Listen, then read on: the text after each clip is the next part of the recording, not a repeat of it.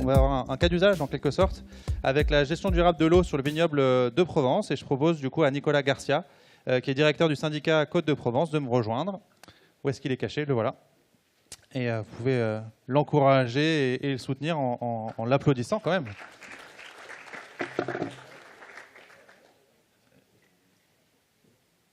C'est parti, Nicolas.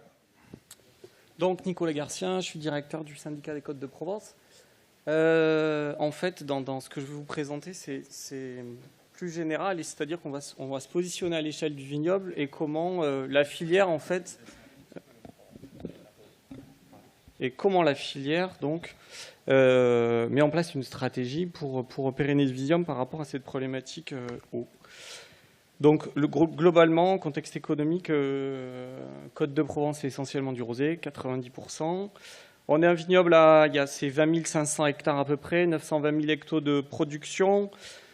On a une valorisation qui est assez élevée, c'est un vignoble qui est constitué de 3000 vignerons, 1500 qui vont être à plus de 5 hectares, 1500 qui sont à moins de 5 hectares. Et c'est un élément important parce qu'en fait, nous, notre problématique, c'est comment faire en sorte que l'ensemble de ces vignerons évoluent dans leur pratique. Et c'est essentiel, c'est la moitié des volumes qui sont exportés. Donc, par rapport à la problématique changement climatique, en fait, au niveau de la filière, on s'est structuré de telle façon à mettre en place une stratégie générale pour faire face à cette problématique de changement climatique. Et en fait, l'eau est un sujet, mais on ne peut pas segmenter l'eau de l'ensemble des autres sujets. C'est-à-dire qu'au niveau global, on segmente en 8 points stratégiques. Donc le premier qui est la gestion globale de l'eau dans le vignoble et en cave. Le deuxième point qui est la gestion des sols. Le troisième point qui est la viticulture bas carbone. Le quatrième point qui est l'évolution du matériel végétal. Le cinquième point donc, qui concerne la qualité. Le sixième point, la typicité. Le septième point, la montée en compétences, c'est-à-dire faire en sorte que les vignerons aient l'information, parce que là aujourd'hui on est tous ensemble, on discute de sujets qui sont pour le coup très pointus. Moi, ma préoccupation, c'est de faire en sorte que ces sujets redescendent à l'échelle du vigneron et que le vigneron puisse lui-même l'utiliser au quotidien. Et le dernier point, c'est l'innovation, c'est-à-dire faire en sorte que la Provence soit aussi un terrain de jeu de vous, chercheurs, de l'INRA, et de l'ensemble des startups qui peuvent travailler sur ces sujets ou des entreprises innovantes qui peuvent venir nous aider pour faire évoluer les choses. Donc le premier point qui est la gestion, ce que nous on appelle gérer globalement l'eau dans le vignoble, concrètement, de façon très brutale, on parle d'irrigation. C'est-à-dire qu'aujourd'hui, dans le vignoble des Côtes de Provence, on a une stratégie qui est assumer et afficher de développer l'irrigation dans le vignoble. Et c'est une question de pérennité du vignoble. C'est-à-dire que l'inquiétude aujourd'hui des professionnels, c'est de savoir quel sera le vignoble si on n'a pas d'irrigation dans une trentaine d'années. Donc juste quelques chiffres là. Donc si on prend les stations météo, là, si on regarde, il y a une diminution de 40% des pluies pendant la période végétative en 30 ans sur une station d'hier, donc c'est en bord de mer. On a estimé, alors c'est toujours difficile, mais on a entre 40 et 100 000 hectos de perte de production sur un vignoble comme le nôtre, c'est-à-dire quasiment 15% dans des années qui sont très sèches. Et surtout, on a un impact sur la mortalité des pieds qui est colossal. Et ensuite, on a un impact sur la qualité organoleptique. Mais tout ça, on l'a vu ce matin, on a vu l'impact de la sécheresse, notamment avec Herman tout à l'heure. Alors concrètement, au niveau de la gestion globale de l'eau, en fait, il y a plusieurs métiers. En tout cas, nous, on s'occupe à une échelle beaucoup plus large, c'est-à-dire que le premier sujet, ça va être c'est du développement territorial. L'ambition, c'est de développer, faire en sorte que les vignerons aient accès à l'eau.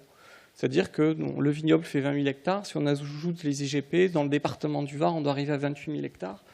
Nous, l'objectif, c'est qu'on ait au moins 20 000 hectares de vignes qui soient irrigués dans le département. Aujourd'hui, on a un peu le parent pauvre de la région PACA. On est par rapport aux Bouches-du-Rhône et le Var, on doit avoir 3 000 hectares. Le deuxième point, c'est au niveau technique, c'est-à-dire faire en sorte, comme je l'ai dit, c'est d'avoir une très bonne connaissance de ce sujet de gestion de l'eau au niveau de la vigne, au niveau technique. Le troisième point, c'est le niveau social, c'est-à-dire c'est transférer l'information, en fait. C'est faire en sorte que l'ensemble des vignerons ait l'information qui est développée dans le premier point, savoir technique, c'est-à-dire piloter la consommation de l'eau. Et le quatrième point, qui forcément nous touche, puisqu'on est un syndicat viticole, qui est ce que j'appelle moi la relation publique, c'est défendre l'intérêt de l'irrigation auprès du consommateur et auprès des pouvoirs publics. Alors juste autre point, en fait dans la région PACA, on travaille avec le Canal de Provence, qui est vraiment l'entreprise avec laquelle on travaille au quotidien sur tous ces sujets. C'est-à-dire qu'on travaille non seulement sur le développement des réseaux, mais au niveau technique sur le pilotage de l'irrigation. C'est l'homologue de BRL qui est intervenu ce matin. Exactement. Et qui réinterviendra tout à l'heure.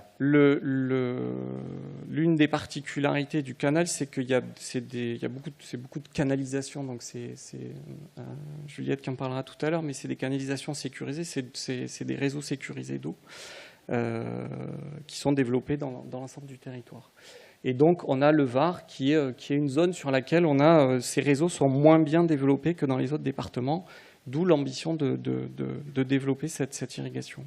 Et autre point, quand on parle de développement de réseau, on ne parle pas de développement de réseau pour la viticulture, on parle de développement de réseau pour du multi-usage. C'est-à-dire que ce n'est pas que de la viticulture, ça va être des bornes incendie, ça va être de l'agriculture d'une façon générale, ça va être quelquefois certains villages isolés qui ont besoin aussi d'être raccordés. Donc c'est beaucoup plus global que juste des réseaux pour de la viticulture.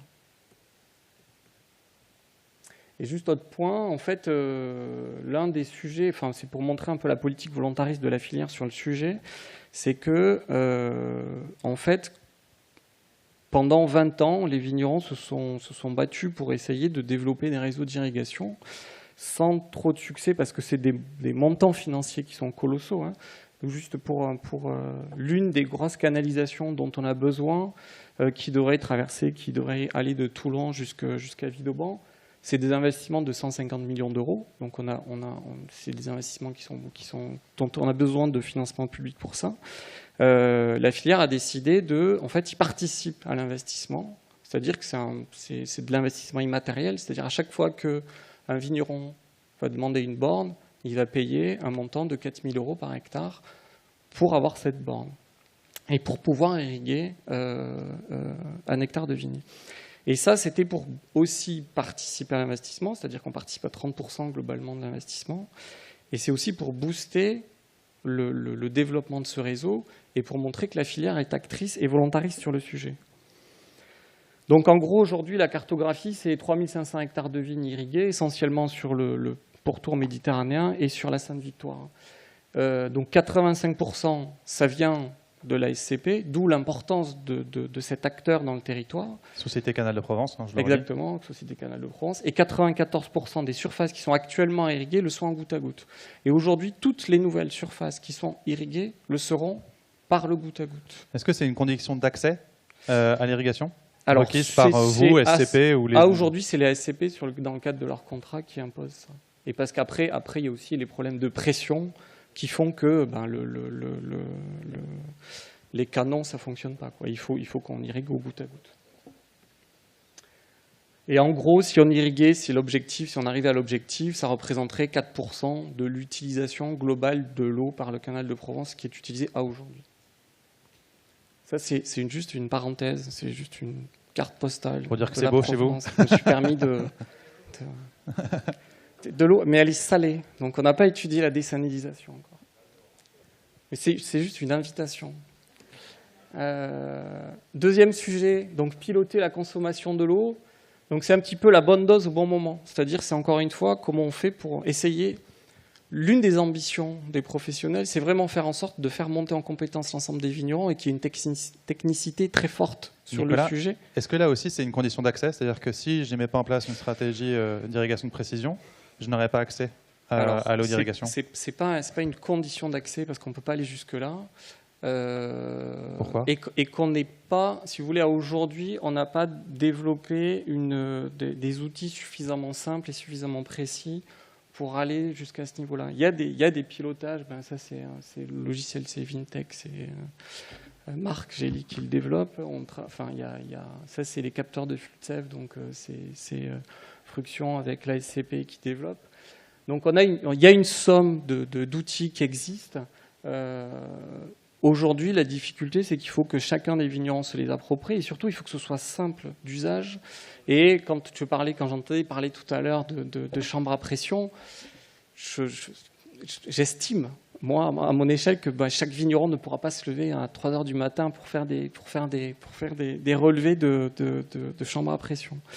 Donc il faut qu'on arrive à développer ces outils simples et ces outils suffisamment précis pour pouvoir justement piloter l'irrigation et faire revenir au titre de départ la bonne dose au bon moment.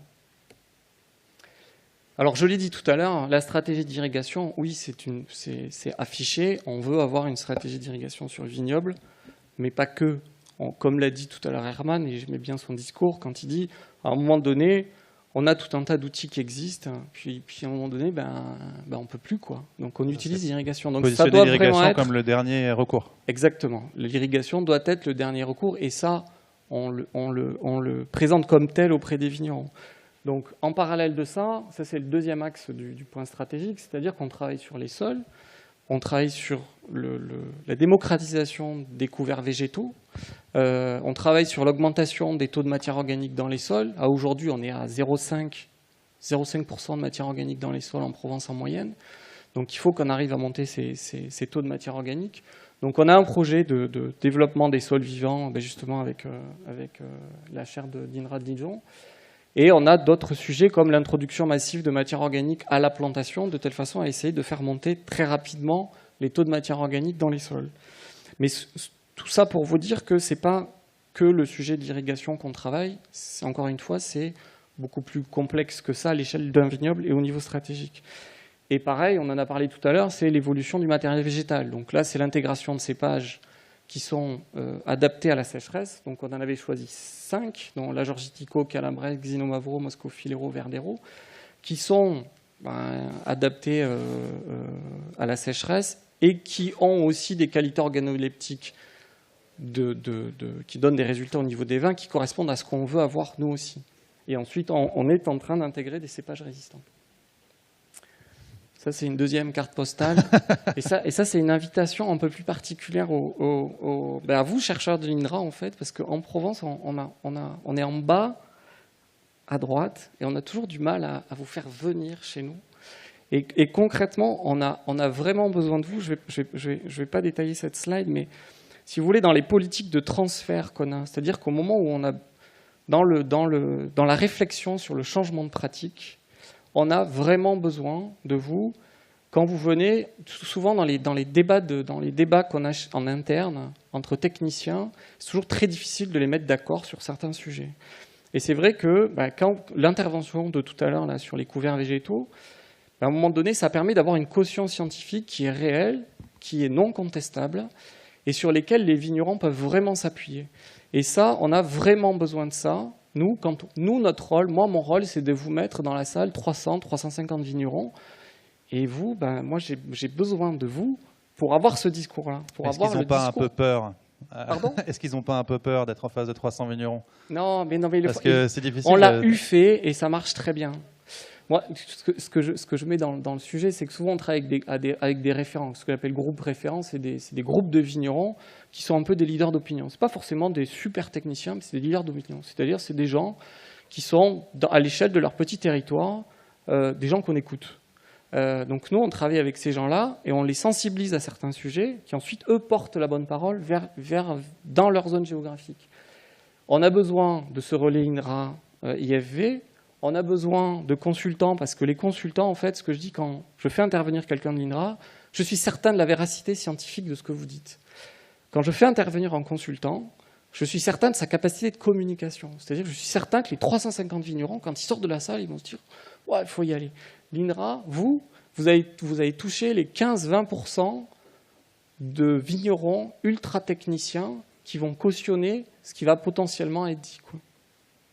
Et le dernier point, c'est qu'on a besoin de vignerons expérimentateurs, mais ça, c'est le sujet que je travaille depuis un petit moment, qui sont un peu les curieux du vignoble. C'est-à-dire, c'est ceux qui essayent, quand on lance les cépages résistants, on a besoin de gens un peu curieux qui ont besoin d'essayer sur le terrain et qui vont faire que ça se démultiplie sur le terrain et qui vont faire que les autres vignerons vont aussi essayer.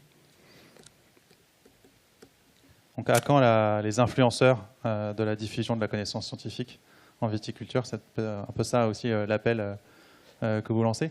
Disons que pour le changement de pratique, pour sensibiliser sur ces sujets d'irrigation ou de gestion de l'eau, oui, on a besoin de cette véracité scientifique que vous portez et sur lequel il n'y a plus de débat, quoi. Quand vous avez posé le sujet, il n'y a pas forcément de débat. Après, on peut débattre sur certains points, ils sont d'accord, ils ne sont pas d'accord, mais au moins il y a une conscience sur scientifique du paramétrage, on va dire, et une validation scientifique des choses.